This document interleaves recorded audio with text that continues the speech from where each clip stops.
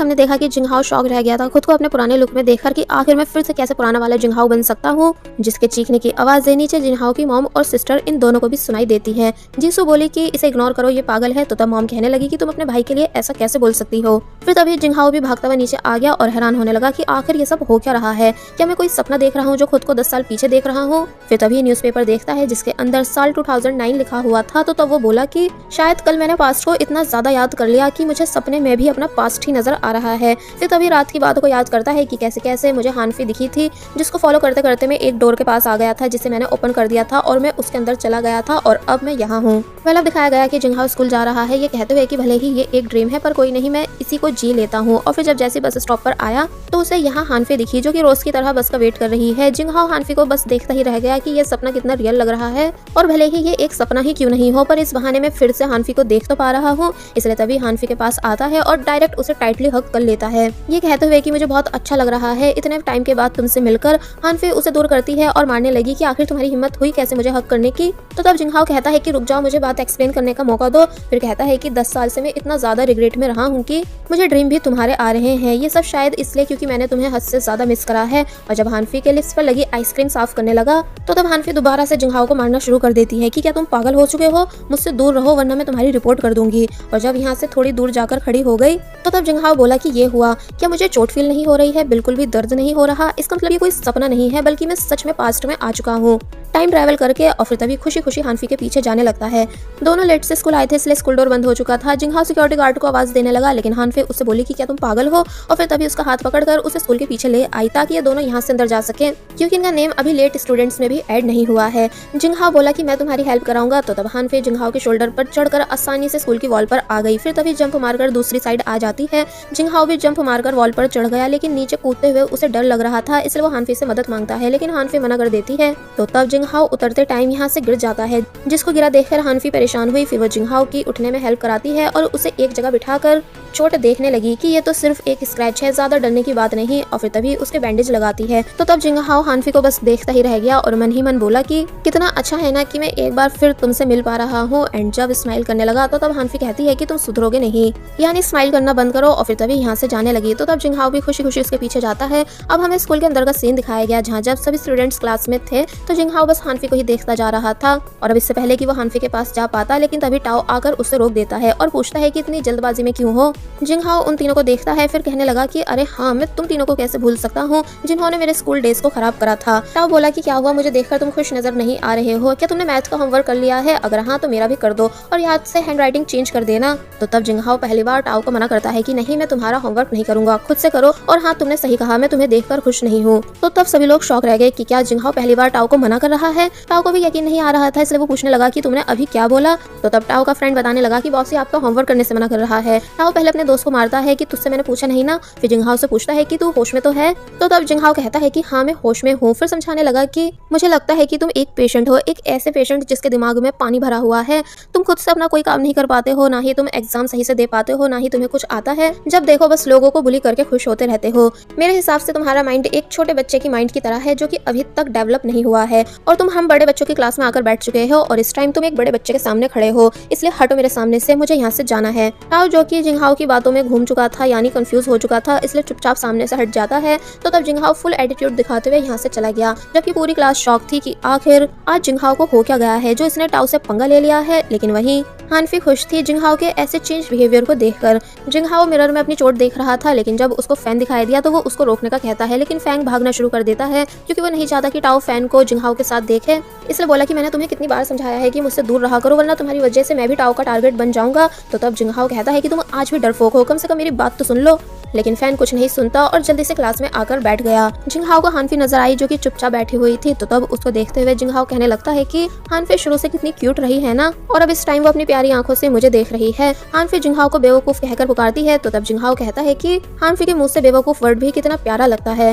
Well scene change होता है और दिखाया गया कि टीचर इन सभी स्टूडेंट्स को टेस्ट पेपर देकर यहाँ से चले गए। तो तब जिंगहाओ हानफी को देखते हुए कहने लगा कि आज की डेट के अकॉर्डिंग अभी पूरे 3 मंथ्स हैं हानफी के एक्सीडेंट के होने में, जिस चीज को मुझे हर हाल में रोकना ही है, यानी इस बार मैं हानफी को कुछ नहीं होने दूंगा, इसलिए सबसे पहले मुझे हानफी से दोस्ती करनी चाहिए। दूसरी तरफ हानफी जो कि मोबाइल को देखकर परेशान हो रही है, इसलिए जिनहाओ उसके पास आने लगा, यानी एक लड़की से बोलकर सीट एक्सचेंज कर लेता है, लेकिन इस वजह से उसकी बुक में रखा हुआ सुसाइड नोट नीचे गिर गया, जिस बारे में उसे पता भी नहीं चला। वेल वो एक पेपर पर लिखकर हानफी से पूछता है कि क्या तुम मुझसे दोस्ती करोगी। हानफी लिखकर देती है कि नहीं, तो तब वो आगे का रिप्लाई लिखने लगा, लेकिन अब इससे पहले कि इन दोनों के बीच और बातें हो पाती, ये तभी टीचर यहाँ आगे जो कि पूछते हैं कि आखिर तुम दोनों ये क्या कर रहे हो। वो एक टाइम के लिए जिंगहाओ को तो ज्यादा नहीं डांटते, क्योंकि जिंगहाओ इंटेलिजेंट स्टूडेंट है, इसलिए सभी टीचर्स का फेवरेट है, इसलिए हानफी को डांटने लगे कि जरूर तुम जिंगहाओ को परेशान कर रही हो। फिर तभी उन्होंने इन दोनों को एक सम सॉल्व करने के लिए बोला। जिंगहाओ जब क्वेश्चन देखता है तो बोला कि इसका आंसर मैं अच्छे से जानता हूँ, पर पता नहीं क्यों मुझे सही से याद नहीं आ रहा है। और जब फाइनली उसको याद आया, जिसे वो लिख भी देता है, तो तब हल्के से हानफी से कहने लगा कि मेरे में से चीटिंग कर लो। तो तब टीचर उसे मारते हैं और बोले कि तुम्हारा भी आंसर गलत है, आखिर आज तुम्हें हो क्या गया है। फिर उन्होंने इन दोनों को क्लीनिंग करने की पनिशमेंट दी।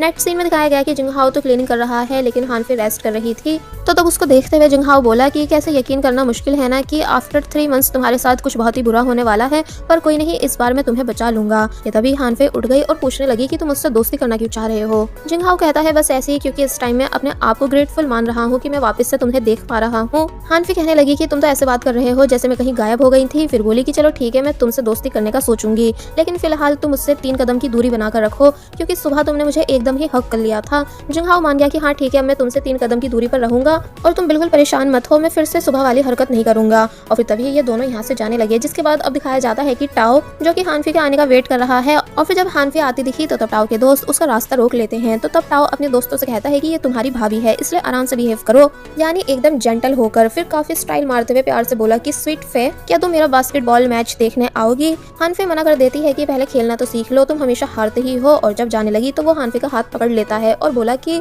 अगर तुम मुझे चेयर अप करोगी तो मैं पक्का जीत कर दिखाऊंगा। लेकिन तभी जिंगहाओ भी ये सब देख लेता है, इसलिए जल्दी से आया और टाओ को हानफी से दूर कर देता है। हानफी यहाँ से चली गई तो तब टाओ जिंगहाओ पर चिल्लाने लगा कि आखिर तेरी परेशानी क्या है जो तू बार बार मुझे परेशान कर रहा है। जिंगहाओ कहने लगा कि एक मैन कभी किसी लड़की को ऐसे परेशान नहीं करता है, इसलिए तुम्हें हानफी को ऐसे रोकना नहीं था। तो ये सुनकर टाओ जोर जोर से हंसने लगा कि जरा देखो तो इस लूजर को, ये आज सुबह से ही कितनी कॉमेडी कर रहा है ना, कि जैसे खुद एक मैन हो। जिंगहाओ यहाँ से भाग गया तो तब ये तीनों हंसते हुए उसका पीछा करने लग जाते हैं। जिंगहाओ पहले तो काफी दूर भागता है, लेकिन फिर गार्ड ऑफिस के अंदर जाकर छुप गया। टाओ और उसके दोस्त बोलने लगे कि अबे खोल गेट, तू तो बहुत हीरो बन रहा था ना, तो अब पिटने के टाइम पर छुप क्यों रहा है, अगर सच में खुद को हीरो मानता है तो बाहर निकल। तो तब जिंगहाओ बोला कि नहीं, मैं खुद को हीरो नहीं मानता हूँ, इसलिए बाहर नहीं आऊंगा। तो वो तीनों और ज्यादा गुस्सा करने लगते हैं। गार्ड अंकल इन तीनों को डांटते हैं और यहाँ से जाने के लिए कहते हैं, साथ ही झाड़ू दिखाकर भी इन तीनों को यहाँ से भगा रहे थे, लेकिन वो तीनों जाते नहीं, बल्कि बोले कि हम यहीं पर बैठकर जिंगहाओ के बाहर आने का इंतजार करेंगे। अब हम फैन को देखते हैं जो कि जब क्लासमेट मोमो के साथ क्लीनिंग करा रहा था कि तभी उसे जिंगहाओ का सुसाइड नोट मिल गया, जो कि जिंगहाओ से सीट एक्सचेंज करते टाइम गिरा था, जिसे रीड करके फैन के होश उड़ गए कि क्या जिंगहाओ सुसाइड करने वाला है।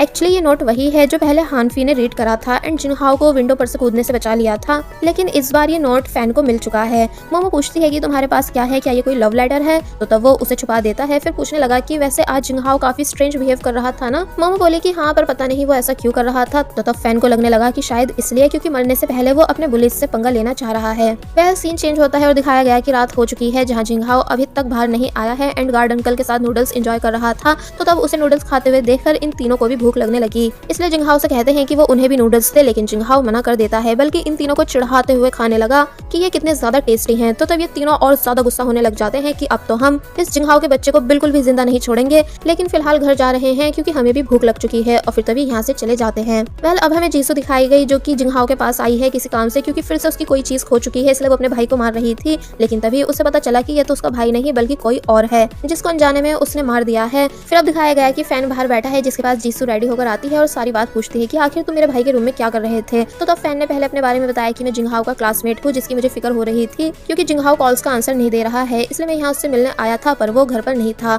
और फिर फाइनली जीसू को जिंगहाओ का सुसाइड नोट दिखाता है, जिसे जब जैसे जीसू ने रीड करा तो उसके भी होश उड़ गए कि आखिर ये सब क्या हो रहा है, यानी मेरा भाई सुसाइड करने वाला है। इसलिए तभी वो भी जिंगहाओ को नॉन स्टॉप कॉल्स करने लग जाती है, पर कोई रिस्पॉन्स नहीं आ रहा था। फैंग ने रोना शुरू कर दिया कि अगर मेरे दोस्त जिंगहाओ को कुछ भी हो गया तो मेरी बॉडी का एक हिस्सा ब्लॉक हो जाएगा, यानी मेरा दिल। तो वहीं जीसू रोते हुए कहने लगी कि अगर मेरे भाई ने सच में सुसाइड कर ली तो मैं लड़ा किससे करूंगी। फैंग कहता है कि और मैं होमवर्क किससे मांगकर कॉपी करा करूंगा, यानी बिना जिंगहाओ के तो मैं पास भी नहीं हो सकता हूँ, इसका मतलब मैं कभी यूनिवर्सिटी भी नहीं जा पाऊंगा। तो वहीं जीसू कहती है कि और मैं नाइट क्लब्स नहीं जा पाऊंगी, क्योंकि जब मैं मॉम डैड से छुपकर घर लेट आती थी तो आधी रात में जिंगहाओ सबसे छुपकर मेरे लिए डोर ओपन करता था। दोनों काफी बुरी तरह रोना शुरू कर देते हैं कि पता नहीं हम दोनों का क्या होगा जिंगहाओ के जाने के बाद। के तभी फाइनली जिंगहाओ वापस घर आ गया, जिसको देखकर ये दोनों खुश होने लग जाते हैं और पूछते हैं कि तुम आखिर कॉल्स का आंसर क्यों नहीं दे दे रहे थे। जिंगहाओ बताता है कि मेरा मोबाइल साइलेंट पर था। साथ ही वो समझ नहीं पा रहा है कि आखिर इन दोनों को हुआ क्या है, क्योंकि फिलहाल ये दोनों इस बात को छुपा लेते हैं कि वो दोनों जान चुके हैं कि जिंगहाओ सुसाइड करने वाला है।